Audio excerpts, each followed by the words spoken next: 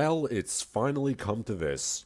I'm Larson Halleck, welcome to PUAHoles, and it's time to discuss the one and only Ross Jeffries. One of the few PUAs who has his own Wikipedia article, Paul Ross, better known by his pseudonym Ross Jeffries, is one of the original pickup artists, pioneering the concept of speed seduction that was embarrassingly done by David Riker and a bunch of other assholes. He was also immortalized in the film Magnolia. Tom Cruise's character in that film was a caricature of Ross Jeffries. Before he got into the seduction game, Jeffries was a stand-up comedian and paralegal. Now, I can't really resent the guy for finding a profitable niche. I can resent him for being the mentor of Mystery, indirectly speaking, whom you all know I have a long history with. He also had a bit of a legal tiff with another PUA, Don Steele, who I may or may not do a profile on someday, each man suing the other for libel and claiming that the other was a fraud. Ross Jeffries is the progenitor of NLP and fractionation and all that crap I mock. You can learn that all for the low price of $300 a month. Yes, people, you can spend several $1,000s and have the seduction mastery of this guy who looks like a community college professor. I've mentioned him briefly in previous videos, including his terrible poetical chops, but now we're diving into the real stuff. Naturally, I did not pay for his material. I went on the Speed Seduction YouTube channel and was, given his first two books by a fan. Let's look at his two opuses first. 1. How to Get the Women You Desire into Bed, a down and dirty guide for those fed up with being Mr. Nice Guy. This book is, as they all say, to be used at your own risk. You won't believe how much snatch you're gonna get, bro. There's just going to be vaginas flying at you from all angles, just like the Matrix. Some of these seduction tactics in this book could be classified as unfair.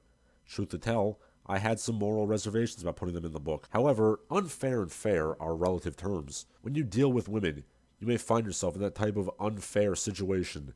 They expect you to play by the rules, but they feel free to do whatever they want. For example, lots of women are happy to spend your money and time and lead you on, letting you think you have a reward, sexual, coming. They talk about sex on the date, they touch you a lot, and act seductive. Then when you make a pass, they freak out and scream about what animals men are. How we're only after one thing, or they let you have it with that famous line, "I'm just not attracted to you." Maybe you find out she was just using you as a social spare tire because her boyfriend was out of town for a few weeks, and she didn't want to sit at home alone and look at the four walls. According to Ross, women are inherently unfair, so therefore, you basically have to use hypnosis and tomfoolery. When it comes to sex, women have a massive power advantage. It's relatively easy for even a fat, ugly troll to get sexual satisfaction. All she has to do is go to any bar or club, act mildly flirtatious, and put out. She's sure to get laid, if not by the best-looking guy, but by someone. It's much harder for even a decent-looking guy to get satisfaction sexually. I'll admit, he's not wrong about that. Many women you pick up are going to be hung up sexually, depressed, suffer from low self-esteem, eating disorders, alcoholism, etc. Heck, I even briefly dated a woman who turned out to be bulimic, alcoholic, and was also secretly a hooker. Top that for a dating disaster story. Might I ask you to be a bit more discerning, 20 years younger Ross? I've slept with, by my rough estimate, 10 to 15 times more women than the average American man, and I've never dated a woman who was that much of a train wreck. Chapter 1. The one attitude that is the key.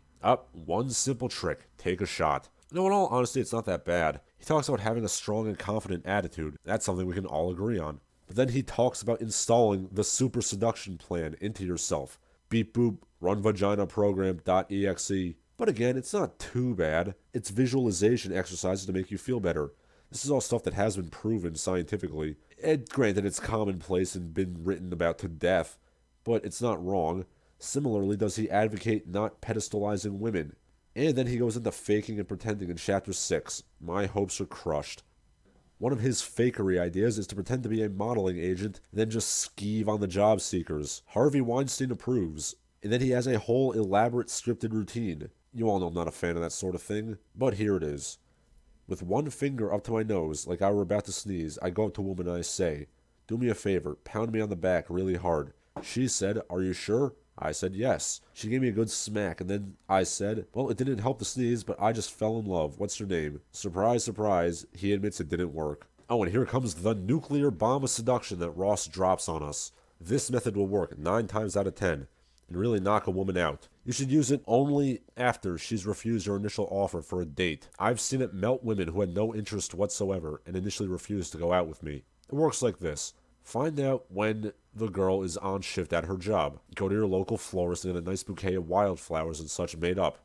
Write on the card, to her name, from your secret admirer. Okay, so I just want to point out that this plan starts off with you stalking her to find out when and where she works. I'm gonna have some reservations about this. Anyway, then have a buddy deliver it on or before her shift. If you can't get a buddy, try to talk to a passerby into doing it. Wait a few days before you go for the piece de resistance.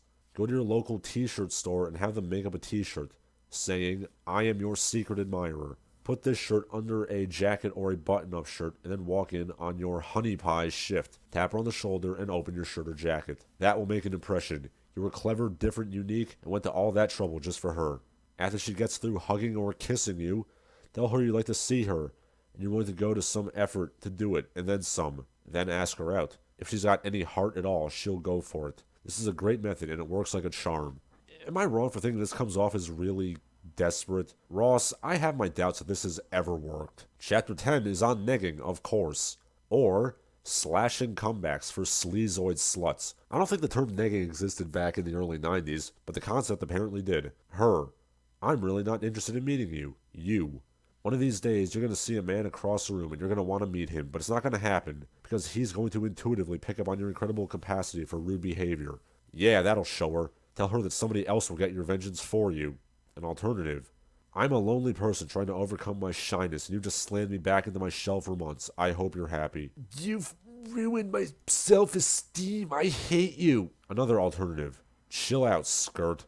I might actually use this one, but only if there was a conveniently placed grapefruit for me to smack into the woman's face, you doity bastard. Another approach. Hang out by the bathroom and wait for her.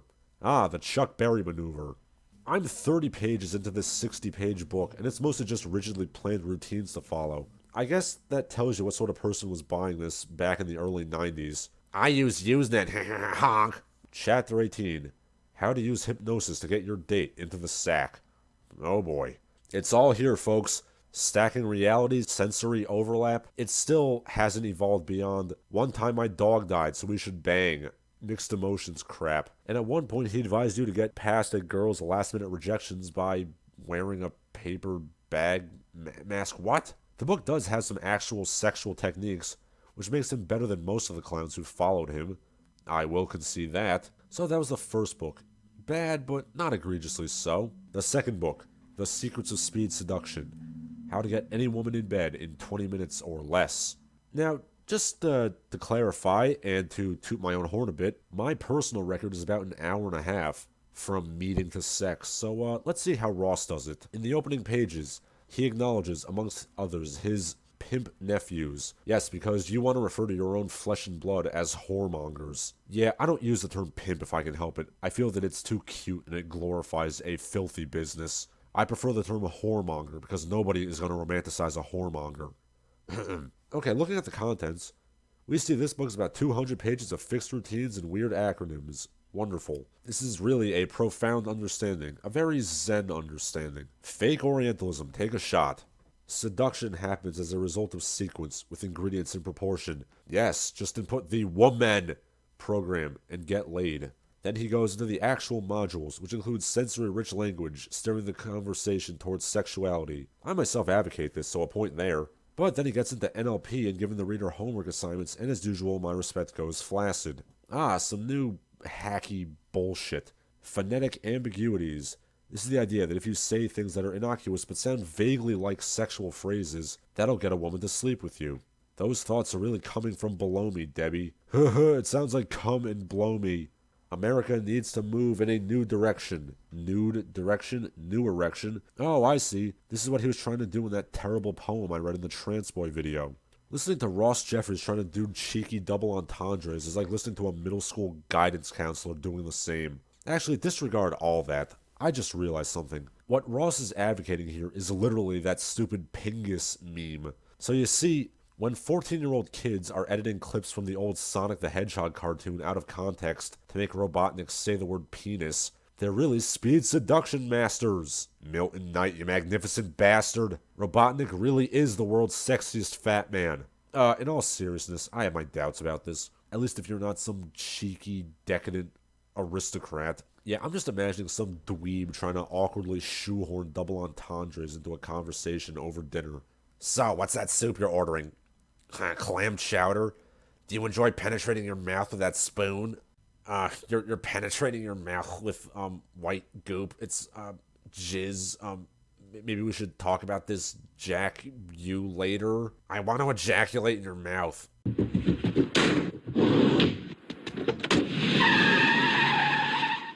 Now let's look at the Rabbit P module.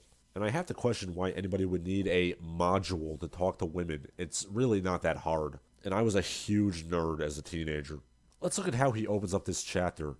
It's yet another instructional video module for October 2009 because again, your questions suck. Ross, you're a 50-something man. You don't have to write like every edgy teenage internet blogger. Rabbit P stands for Responses, Attitudes, Behaviors, Beliefs, Insights, Timing, and Practices. As autistic as it is, it's not that bad actually. It's basically a way of thinking to respond to women, having the capability to respond, having the right behaviors, beliefs, and etc. In my opinion, all you need is the P. Practice. Practice seducing women.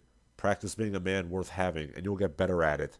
If you need to have a rigidly planned attack pattern alpha to talk to a woman, you're doing it wrong. Trust me. The next chapter, Ross reiterates that memorized speeches are a major step of speed seduction. I cannot reiterate enough that if you have a plan that ever involves something called a voodoo dildo, rethink your life choices. Okay, those are the 2 books I have. It was bad, but not egregiously so. But wait, I have videos. Let's check them out. So in this clip, Ross tells us that he'll touch a woman in such a way to get her juices flowing. Does he? Let's see. This woman is allegedly a Russian runway model. I was not able to verify this, but she is a very tall woman.